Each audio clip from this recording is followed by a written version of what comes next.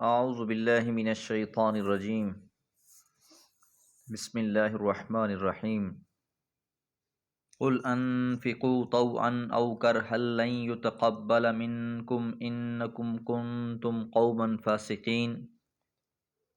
وما منعهم ان تقبل منهم نفقاتهم الا انهم كفروا بالله وبرسوله ولا يأتون الصلاة الا وهم كسالى ولا ينفقون الا وهم كارهون۔ سورۃ التوبہ آیات 53 اور 54۔ قل فرما دیجئے، انفقوا تم خرچ کرو، طوعا چاہتے ہوئے، او کرہن یا نہ چاہتے ہوئے،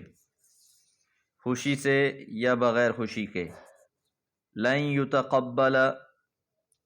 ہرگز نہیں قبول کیا جائے گا، منکم تم سے۔ اوپر کی آیت میں یہ بتایا کہ منافقین کے لیے بہرحال عذاب ہے۔ اب اس آیت میں فرمایا کہ اس عذاب سے کسی طور وہ نجات نہیں پا سکتے، کیونکہ آخرت میں ان کی کوئی نیکی قبول نہیں ہے۔ غزوہ تبوک کے موقع پر بعض منافقین ایسے بھی تھے جو کہتے تھے کہ ہمیں ساتھ جانے سے معافی دی جائے، اس کے عوض ہم مالی اعانت کرنے پر تیار ہیں۔ وہ یہ بات اس لیے کہتے تھے کہ کہیں مسلمانوں میں بالکل ہی بدنام ہو کر نہ رہ جائیں۔ انہی کا جواب اللہ تعالیٰ نے اس آیت میں دیا کہ جن لوگوں کے دلوں میں نفاق اور اللہ تعالیٰ اور رسول اللہ صلی اللہ علیہ وسلم کی دشمنی بھری ہو، ان کی مالی امداد کسی طور قبول نہیں، خواہ وہ خوشی سے دیں یا مجبوراً، کیونکہ انفاق تو ان کا قبول ہوتا ہے جو اللہ کے وفادار ہوں۔ جو بد عہد اور غدار ہیں اور محض مارے باندھے یا دکھاوے اور نمائش کے لیے خرچ کرتے ہیں، ان کے انفاق کی اللہ کے ہاں کوئی وقت نہیں۔ اللہ کسی کے مال کا محتاج نہیں، جس طرح بھی کوئی اٹھا کر دے دے اسے قبول کر لے۔ وہ صرف انہی کے انفاق قبول کرتا ہے جو سچے ایمان اور پورے جذبہ اخلاص کے ساتھ اس کے دین کی خدمت کے لیے دیتے ہیں۔ انکم یقیناً تم تھے قومن ایسی قوم فاسقین جو نافرمانی کرنے والی ہے، کہ اصل مقصد تمہارا یہی ہے کہ تم ہر معاملے میں نافرمانیاں ہی کر رہے ہو، تو صرف دکھلاوے کے لیے مال خرچ کرنا یا اپنی جان بخشوانے کے لیے مال خرچ کرنا یہ اللہ کے ہاں قابل قبول نہیں۔ وما منعهم ان تقبل منهم نفقاتهم، اور نہیں منع کیا انہیں ان تقبل کہ قبول کیا جائے منہم ان سے نفقاتہم ان کے خرچ، الا مگر اس وجہ سے کہ انہم یقیناً انہوں نے کفروا باللہ انکار کر دیا اللہ کا، وبرسولہ اور اس کے رسول کا بھی، ولا یأتون الصلاۃ اور وہ نہیں آتے نماز کی طرف، الا سوائے وہم کسالى کہ وہ سستی کرتے ہیں، نماز کو آتے ہوئے سست ہوتے ہیں، ولا ينفقون اور وہ نہیں خرچ کرتے، الا مگر وہم کارہون وہ ناپسند کرنے والے ہیں۔ تو اس آیت میں ان کے صدقات قبول نہ ہونے کے 3 اسباب بیان ہوئے ہیں۔ ایک یہ کہ ان کے دل اللہ اور اس کے رسول پر ایمان سے خالی ہیں، اس لیے فرمایا انہم کفروا باللہ وبرسولہ۔ دوسرا یہ کہ ایمان کی بدنی شہادت نماز ہے، وہ بھی یہ لوگ خوشی اور نشاط سے نہیں بلکہ مارے باندھے سستی سے صرف اپنے ایمان کے دکھلاوے کے لیے پڑھتے ہیں۔ ان کا سستی سے آنا اس بات کی دلیل ہے کہ لوگوں کے سامنے ہوئے تو پڑھ لی، اکیلے ہوئے تو چھوڑ دی، جس طرح سورہ نساء کی آیت نمبر 142 میں بھی یہ بات گزری۔ اور تیسرا مالی عبادت بھی خوش دلی سے نہیں بلکہ مجبوراً جرمانہ سمجھ کے ادا کرتے ہیں۔ اب ان کا خرچ کیا ہوا مال اللہ تعالیٰ کی جناب میں قبول کیسے ہو؟ پکے مومن تو اپنے مال کی پاکیزگی اور سکون دل کے حصول کے لیے زکوٰۃ دیتے ہیں، جس طرح اللہ تعالیٰ نے فرمایا خذ من اموالہم صدقۃ تطہرہم وتزکیہم بہا وصلی علیہم ان صلاتک سکن لہم۔ سورہ توبہ کی آیت نمبر 103 میں کہ ان کے مالوں سے صدقہ لے، اس کے ساتھ تو انہیں پاک کرے گا اور انہیں صاف کرے گا اور ان کے لیے دعا کرے، بے شک تیری دعا ان کے لیے باعث سکون ہے۔ تو مومن کا مقصود کچھ اور ہوتا ہے اور منافقین کا مقصد کچھ اور ہوتا ہے، اور یہاں اللہ تعالیٰ نے منافقین کے مقصد کو بیان کر دیا اور وضاحت کر دی کہ کیا صورتحال ہے ان لوگوں کی۔ اب ہر انسان اپنا بھی جائزہ لے سکتا ہے اس حوالے سے کہ آج ہم ایمان کے کس درجے پر کھڑے ہوئے ہیں، نیکی کرتے ہوئے ہماری نیت کیا ہوتی ہے، مال خرچ کرتے ہوئے ہمارے دل و دماغ میں کیا سوچیں گردش کر رہی ہوتی ہیں، اور اگر ہم نماز پڑھتے ہیں تو کتنے اہتمام کے ساتھ پڑھتے ہیں۔ کہیں ایسا تو نہیں کہ ہم بھی اپنی نمازوں میں سستیاں کرنے والے تو نہیں ہو گئے کہ پڑھ لی بس دل چاہا تو، اور دل نہ چاہا تو پڑھی ہی نہیں۔ اگر یہ رویہ ہے تو پھر یقیناً یہ مومنوں والا رویہ نہیں ہے۔ اللہ تعالی ہم سب کو منافقین کے رویوں سے محفوظ رکھے اور خالص ایمان اور عمل کی توفیق عطا فرمائے۔ وما علیہ الا البلاغ۔ اعوذ باللہ من الشیطان الرجیم،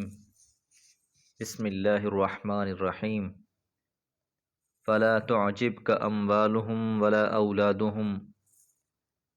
انما يريد الله ليعذبهم بها في الحياة الدنيا وتزهق انفسهم وهم كافرون۔ سورۃ التوبہ آیت نمبر 55۔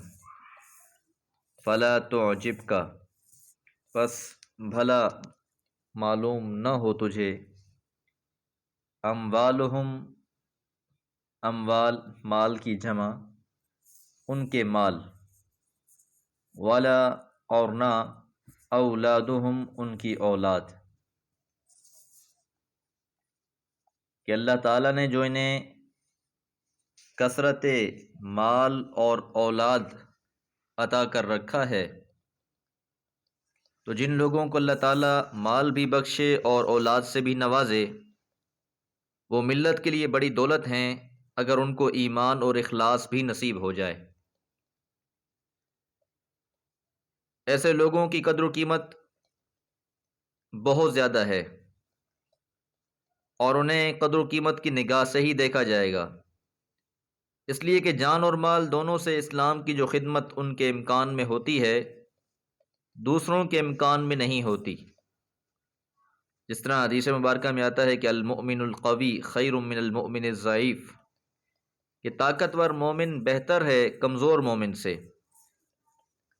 اب ان منافقین میں بھی ایسے صاحب مال اور اولاد موجود تھے جو اسلام کی بڑی خدمت اور آخرت میں بڑے مراتب حاصل کر سکتے تھے، چنانچہ نبی صلی اللہ علیہ وسلم بھی ان کے لیے دل سے متمنی تھے کہ یہ ایمان اور اخلاص سے بہرور ہوں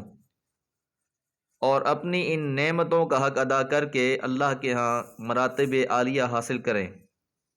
لیکن سارے جتن کے بعد بھی جب یہ لوگ بضد رہے اور یہ ثابت ہوئے کہ اللہ تعالیٰ نے نبی صلی اللہ علیہ وسلم کو آگاہ فرما دیا کہ ان بدبختوں کے مال اور اولاد کو تم ذرا وقت نہ دو،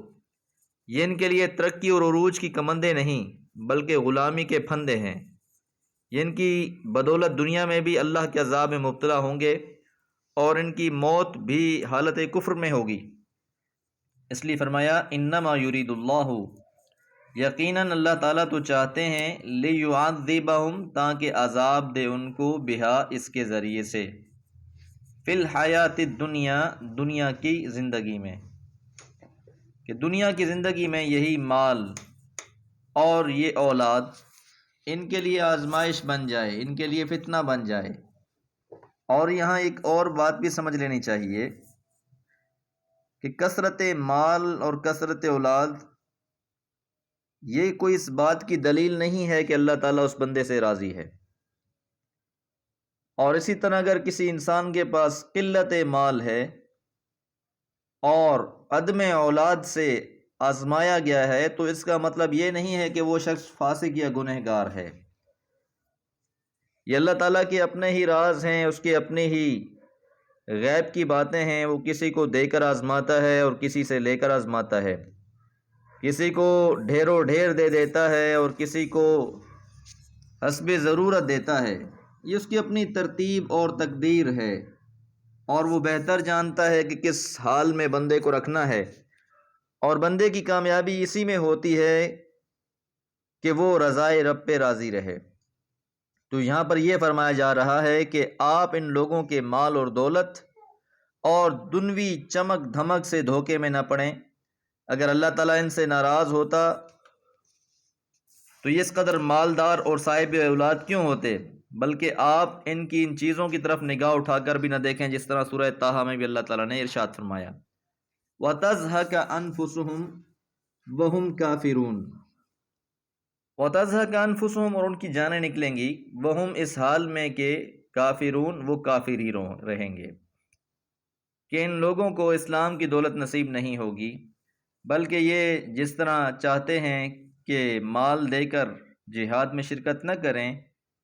تو ان کا مال دینا بھی قابل قبول نہیں، اور یہ کثرت مال اور کثرت اولاد بھی ان کے کام نہیں آئے گی، جس طرح سورہ لہب میں بھی اللہ تعالیٰ نے فرمایا ما اغنى عنہ مالہ وما کسب، نہیں فائدہ دیا اس کو اس کے مال نے اور جو اس نے کمایا۔ اللہ تعالیٰ سے دعا ہے اللہ تعالیٰ مال اور اولاد یہ ساری چیزوں کو ہمارے لیے خیر کا باعث بنائے۔ وما علیہ الا البلاغ۔